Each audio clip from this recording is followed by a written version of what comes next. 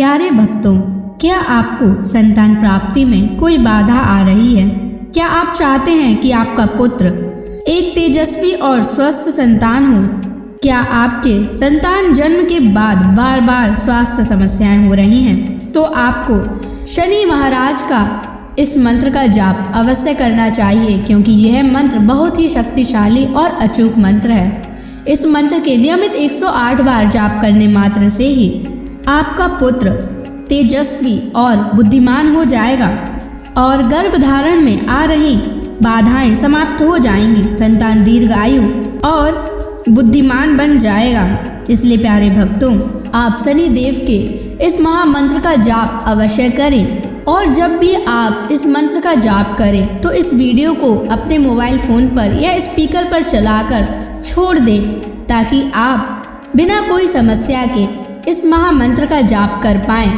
यह मंत्र बहुत ही शक्तिशाली और प्रभावशाली मंत्र है। इस मंत्र के जाप से पुत्र प्राप्ति के योग भी प्रबल होते हैं और संतान का जीवन सुरक्षित और सुखद होता है। घर में खुशहाली और समृद्धि बनी रहती है। इसलिए प्यारे भक्तों, अगर आप भी चाहते हैं कि आपका पुत्र हमेशा खुश रहे, तो आप इस मंत्र का जाप अवश्य करें और नियमित 108 बार करें और पूरी श्रद्धा के साथ करें। तभी आप शनि महाराज के असीम कृपा के भागी बन पाओगे।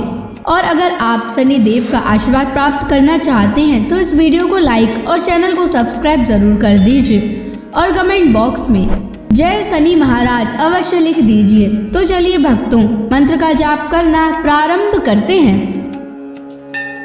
ओम ह्रीं श्रीं क्लीं शन शनैश्चराय महाक्रूराय नमः।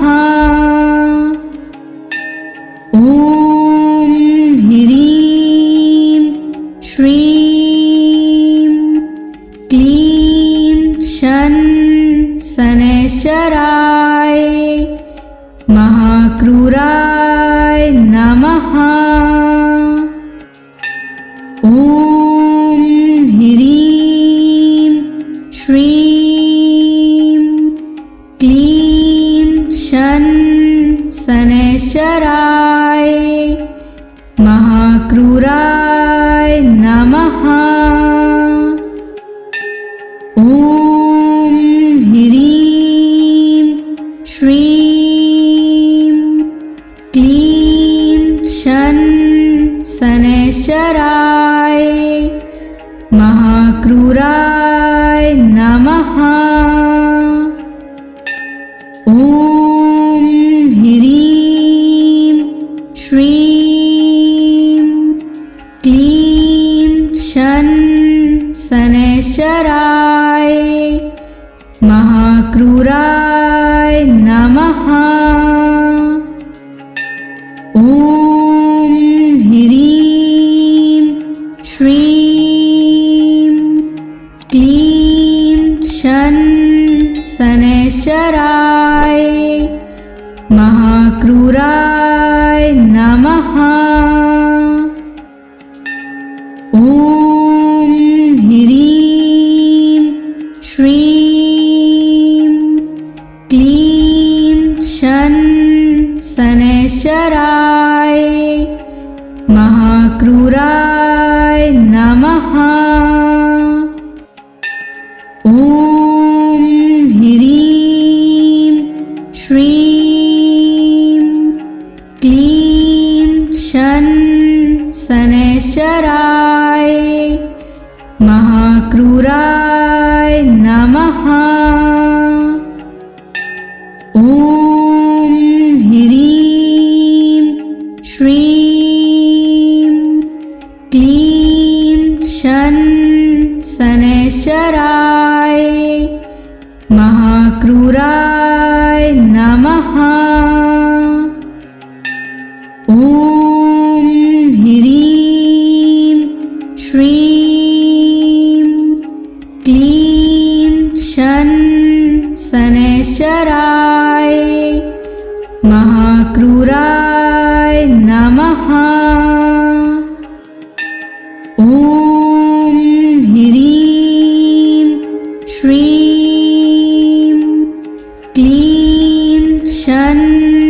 शनैश्चराय महाक्रूराय नमः। ॐ ह्रीं श्रीं क्लीं शनैश्चराय महाक्रूराय नमः। ॐ ह्रीं श्रीं क्लीं शनैश्चराय महाक्रूराय नमः। ॐ ह्रीं श्रीं क्लीं शनैश्चराय महाक्रूराय नमः। ॐ ह्रीं श्रीं क्लीं शनैश्चराय महाक्रूराय नमः। ॐ ह्रीं श्रीं क्लीं शनैश्चराय महाक्रूराय नमः। ॐ ह्रीं श्रीं क्लीं शनैश्चराय महाक्रूराय नमः। ॐ ह्रीं श्रीं क्लीं शनैश्चराय महाक्रूराय नमः। ॐ ह्रीं श्रीं क्लीं शनैश्चराय महाक्रूराय नमः। ॐ ह्रीं श्रीं क्लीं शनैश्चराय महाक्रूराय नमः। ॐ ह्रीं श्रीं क्लीं शनैश्चराय महाक्रूराय नमः। ॐ ह्रीं श्रीं क्लीं शनैश्चराय महाक्रूराय नमः। ॐ ह्रीं श्रीं क्लीं शनैश्चराय महाक्रूराय नमः। ॐ ह्रीं श्रीं क्लीं शनैश्चराय महाक्रूराय नमः। ॐ ह्रीं श्रीं क्लीं शनैश्चराय महाक्रूराय नमः। ॐ ह्रीं श्रीं क्लीं शनैश्चराय महाक्रूराय नमः। ॐ ह्रीं श्रीं क्लीं शनैश्चराय महाक्रूराय नमः। ॐ ह्रीं श्रीं क्लीं शन शनैश्चराय महाक्रूराय नमः। ॐ ह्रीं श्रीं क्लीं शन शनैश्चराय महाक्रूराय नमः।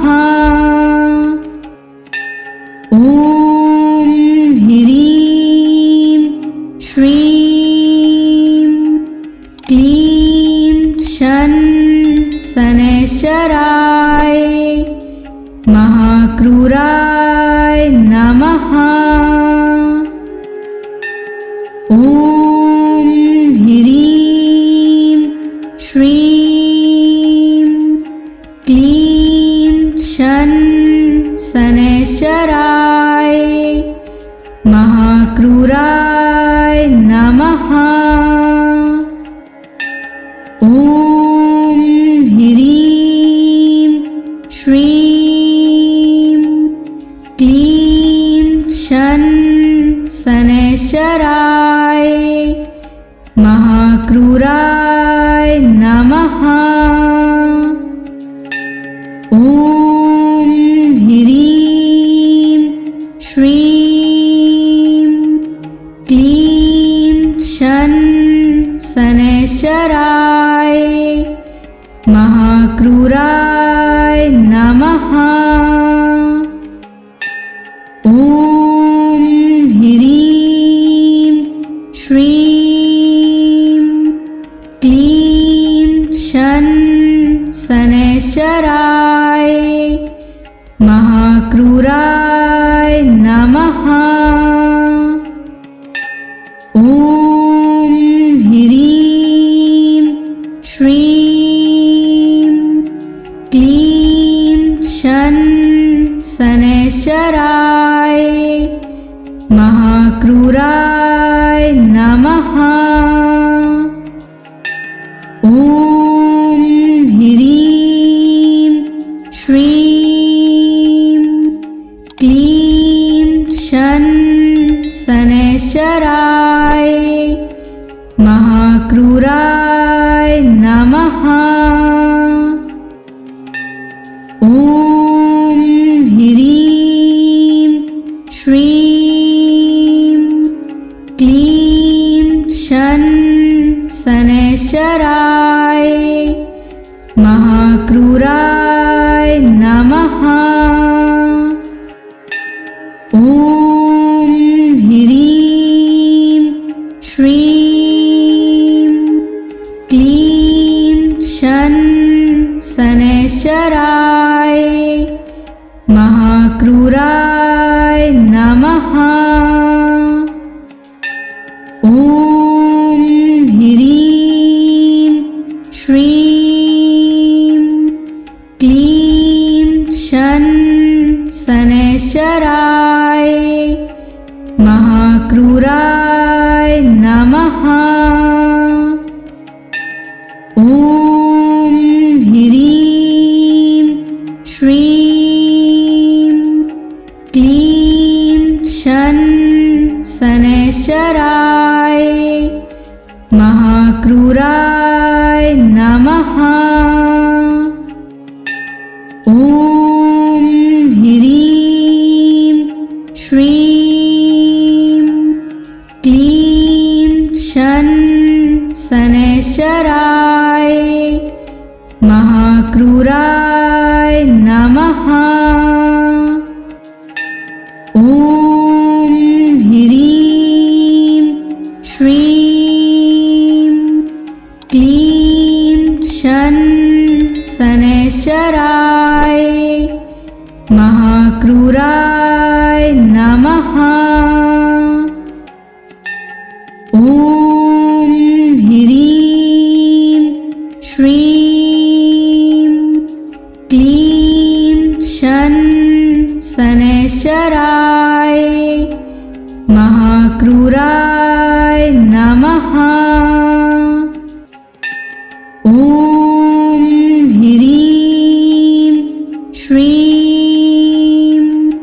क्लीं शन शनैश्चराय महाक्रूराय नमः।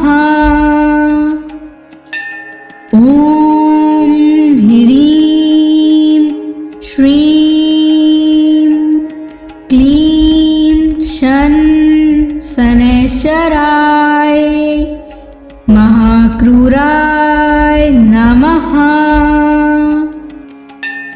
ॐ ह्रीं श्रीं क्लीं शन शनैश्चराय महाक्रूराय नमः। ॐ ह्रीं श्रीं क्लीं शन शनैश्चराय महाक्रूराय नमः। ॐ ह्रीं श्रीं क्लीं शन शनैश्चराय महाक्रूराय नमः। ॐ ह्रीं श्रीं क्लीं शन शनैश्चराय महाक्रूराय नमः।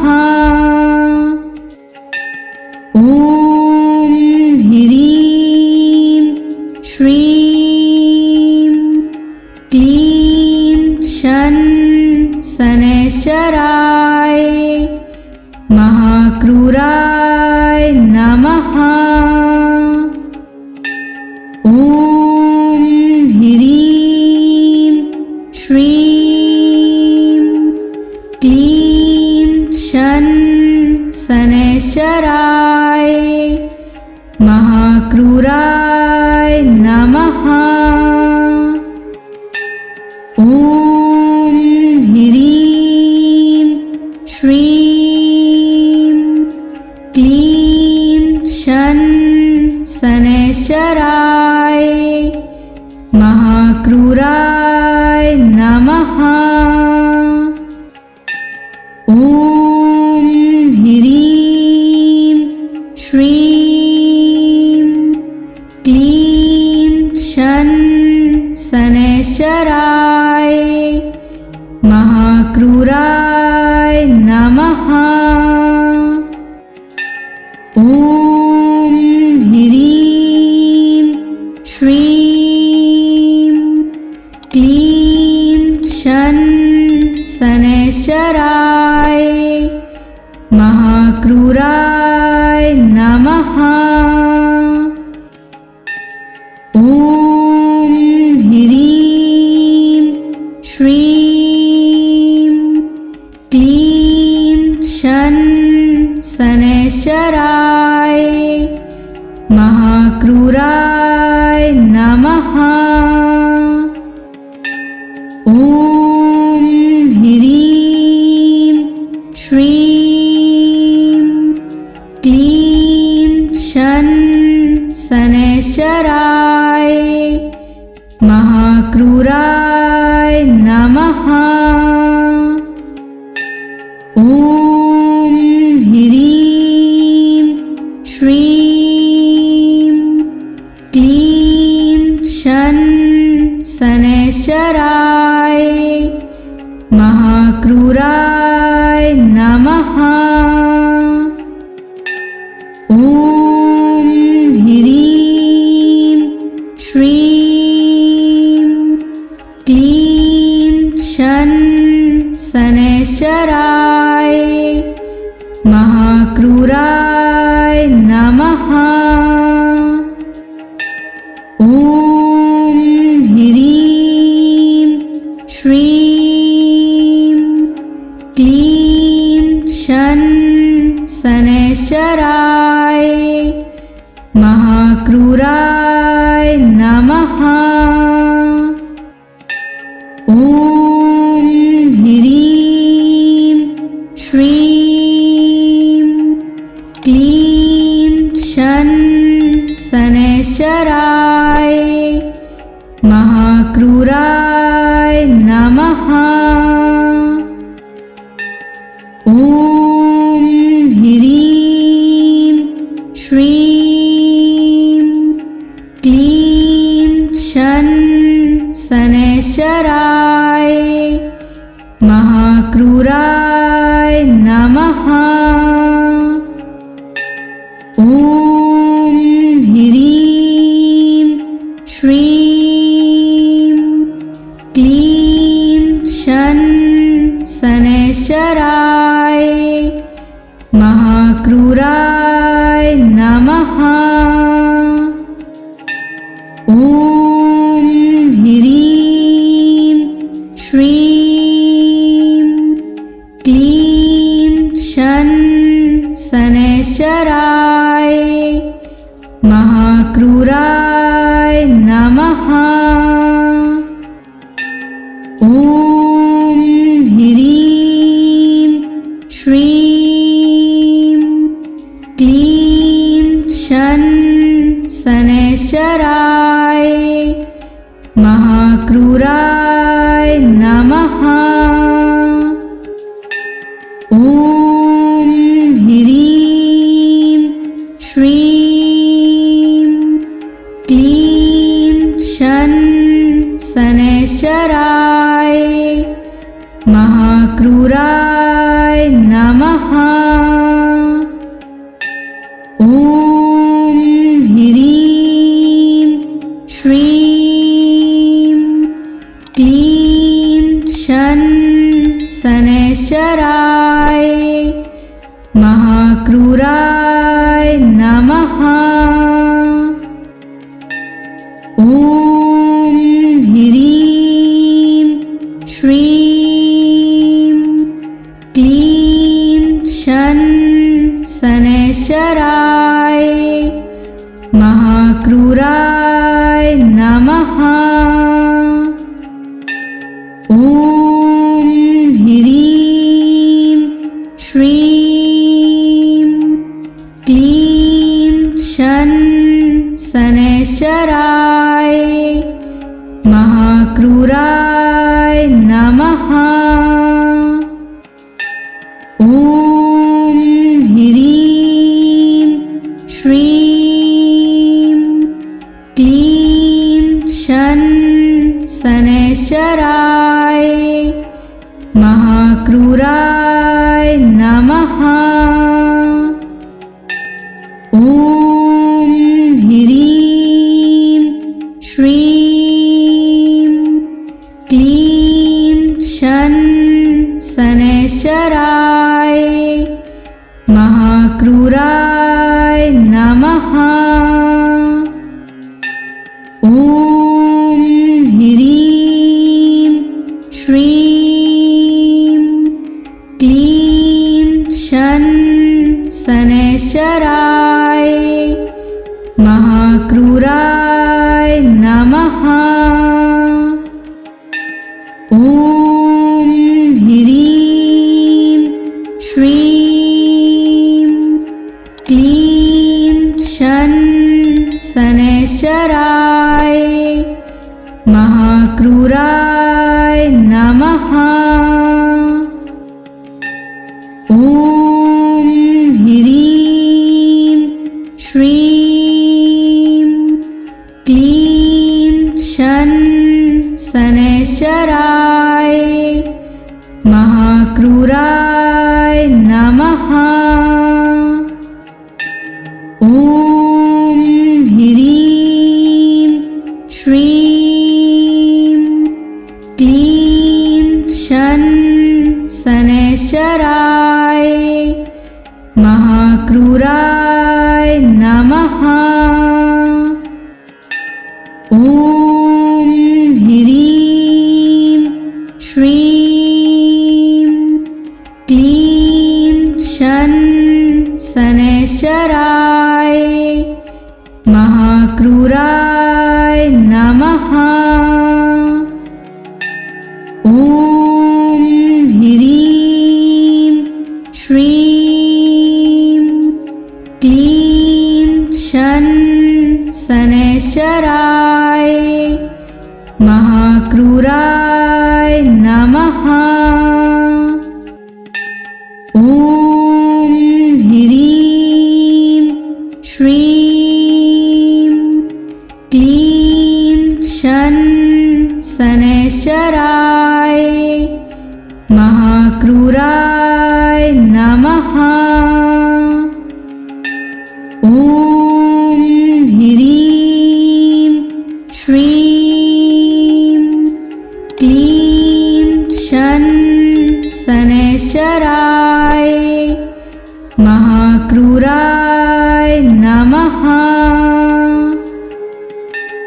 ॐ ह्रीं श्रीं क्लीं शन शनैश्चराय महाक्रूराय नमः। ॐ ह्रीं श्रीं क्लीं शन शनैश्चराय महाक्रूराय नमः। ॐ ह्रीं श्रीं क्लीं शन शनैश्चराय महाक्रूराय नमः। ॐ ह्रीं श्रीं क्लीं शन शनैश्चराय महाक्रूराय नमः। ॐ ह्रीं श्रीं क्लीं शन शनैश्चराय महाक्रूराय नमः। ॐ ह्रीं श्रीं क्लीं शन शनैश्चराय महाक्रूराय नमः। ॐ ह्रीं श्रीं क्लीं शन शनैश्चराय महाक्रूराय नमः। ॐ ह्रीं श्रीं क्लीं शन शनैश्चराय महाक्रूराय नमः। ॐ ह्रीं श्रीं क्लीं शन शनैश्चराय महाक्रूराय नमः। ॐ ह्रीं श्रीं क्लीं शन शनैश्चराय महाक्रूराय नमः। ॐ ह्रीं श्रीं क्लीं शन शनैश्चराय महाक्रूराय नमः। ॐ ह्रीं श्रीं क्लीं शन शनैश्चराय महाक्रूराय नमः। ॐ ह्रीं श्रीं क्लीं शन शनैश्चराय महाक्रूराय नमः। ॐ ह्रीं श्रीं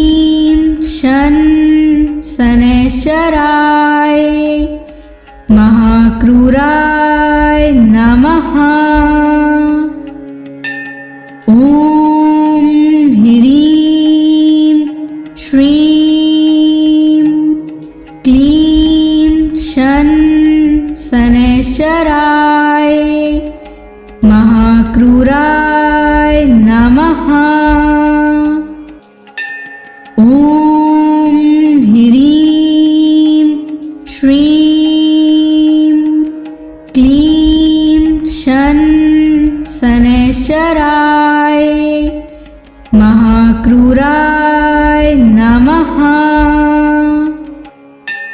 ॐ ह्रीं श्रीं क्लीं शन शनैश्चराय महाक्रूराय नमः। ॐ ह्रीं श्रीं क्लीं शन शनैश्चराय महाक्रूराय नमः। ॐ ह्रीं श्रीं क्लीं शन शनैश्चराय महाक्रूराय नमः। ॐ ह्रीं श्रीं क्लीं शन शनैश्चराय महाक्रूराय नमः। ॐ ह्रीं श्रीं क्लीं शन शनैश्चराय महाक्रूराय नमः। ॐ ह्रीं श्रीं क्लीं शन शनैश्चराय महाक्रूराय नमः। ॐ ह्रीं श्रीं क्लीं शन शनैश्चराय महाक्रूराय नमः। ॐ ह्रीं श्रीं क्लीं शन शनैश्चराय महाक्रूराय नमः। ॐ ह्रीं श्रीं क्लीं शन शनैश्चराय महाक्रूराय नमः। ॐ ह्रीं श्रीं क्लीं शन शनैश्चराय महाक्रूराय नमः। ॐ ह्रीं श्रीं क्लीं शन शनैश्चराय महाक्रूराय नमः। ॐ ह्रीं श्रीं क्लीं शन शनैश्चराय महाक्रूराय नमः। ॐ ह्रीं श्रीं क्लीं शन शनैश्चराय महाक्रूराय नमः। ॐ ह्रीं श्रीं क्लीं शन शनैश्चराय महाक्रूराय नमः। ॐ ह्रीं श्रीं क्लीं शन शनैश्चराय महाक्रूराय नमः। ॐ ह्रीं श्रीं क्लीं शन शनैश्चराय महाक्रूराय नमः। ॐ ह्रीं श्रीं क्लीं शन शनैश्चराय महाक्रूराय नमः। ॐ ह्रीं श्रीं क्लीं शन शनैश्चराय महाक्रूराय नमः। ॐ ह्रीं श्रीं क्लीं शन शनैश्चराय महाक्रूराय नमः।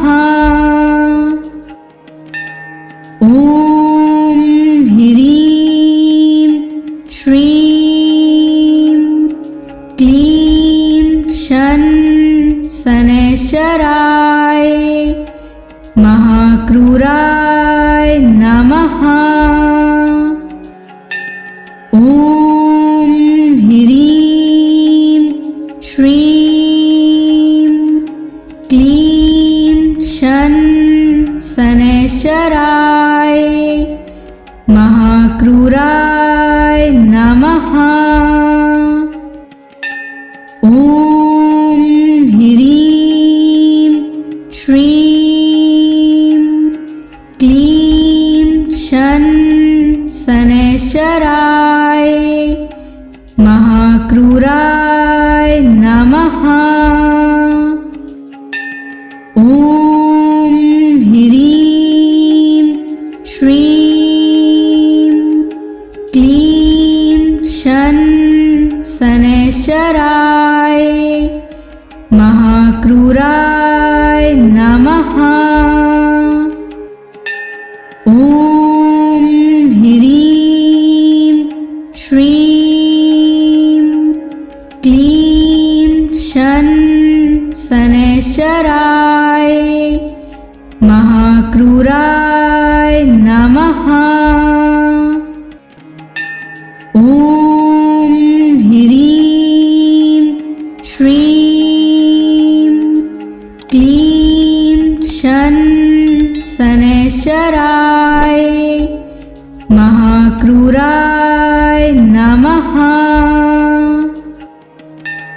ॐ ह्रीं श्रीं क्लीं शन शनैश्चराय महाक्रूराय नमः। ॐ ह्रीं श्रीं क्लीं शन शनैश्चराय महाक्रूराय नमः। ॐ ह्रीं श्रीं क्लीं शन शनैश्चराय महाक्रूराय नमः।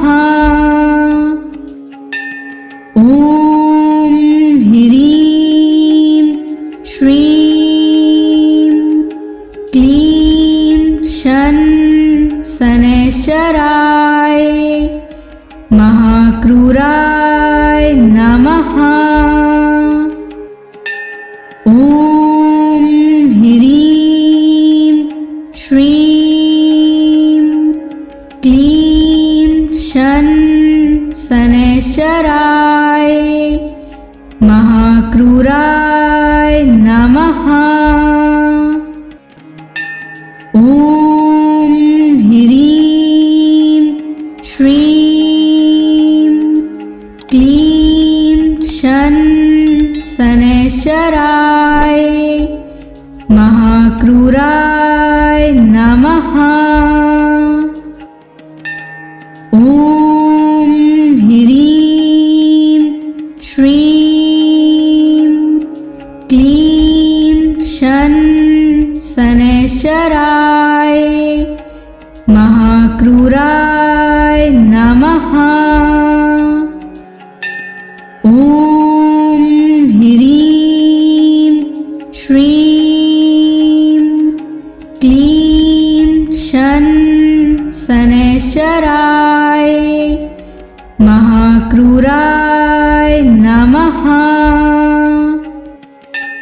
ॐ ह्रीं श्रीं क्लीं शन शनैश्चराय महाक्रूराय नमः। ॐ ह्रीं श्रीं क्लीं शन शनैश्चराय महाक्रूराय नमः। ॐ ह्रीं श्रीं क्लीं शन शनैश्चराय महाक्रूराय नमः। ॐ ह्रीं श्रीं क्लीं शन शनैश्चराय महाक्रूराय नमः। ॐ ह्रीं श्रीं क्लीं शन शनैश्चराय महाक्रूराय नमः। ॐ ह्रीं श्रीं क्लीं शन शनैश्चराय महाक्रूराय नमः। ॐ ह्रीं श्रीं क्लीं शन शनैश्चराय महाक्रूराय नमः। ॐ ह्रीं श्रीं क्लीं शन शनैश्चराय महाक्रूराय नमः। ॐ ह्रीं श्रीं क्लीं शन शनैश्चराय महाक्रूराय नमः। ॐ ह्रीं श्रीं क्लीं शन शनैश्चराय महाक्रूराय नमः। ॐ ह्रीं श्रीं क्लीं शन शनैश्चराय महाक्रूराय नमः। ॐ ह्रीं श्रीं क्लीं शन शनैश्चराय महाक्रूराय नमः। ॐ ह्रीं श्रीं क्लीं शन शनैश्चराय महाक्रूराय नमः। ॐ ह्रीं श्रीं क्लीं शन शनैश्चराय महाक्रूराय नमः। ॐ ह्रीं श्रीं क्लीं शन शनैश्चराय महाक्रूराय नमः। ॐ ह्रीं श्रीं क्लीं शन शनैश्चराय महाक्रूराय नमः। ॐ ह्रीं श्रीं क्लीं शन शनैश्चराय महाक्रूराय नमः। ॐ ह्रीं श्रीं क्लीं शन शनैश्चराय महाक्रूराय नमः। ॐ ह्रीं श्रीं क्लीं शन शनैश्चराय महाक्रूराय नमः। ॐ ह्रीं श्रीं क्लीं शन शनैश्चराय महाक्रूराय नमः। ॐ ह्रीं श्रीं क्लीं शन शनैश्चराय महाक्रूराय नमः। ॐ ह्रीं श्रीं क्लीं शन शनैश्चराय महाक्रूराय नमः। ॐ ह्रीं श्रीं क्लीं शन शनैश्चराय महाक्रूराय नमः। ॐ ह्रीं श्रीं क्लीं शन शनैश्चराय महाक्रूराय नमः। ॐ ह्रीं श्रीं क्लीं शन शनैश्चराय महाक्रूराय नमः। ॐ ह्रीं श्रीं क्लीं शन शनैश्चराय महाक्रूराय नमः। ॐ ह्रीं श्रीं क्लीं शन शनैश्चराय महाक्रूराय नमः। ॐ ह्रीं श्रीं क्लीं शन शनैश्चराय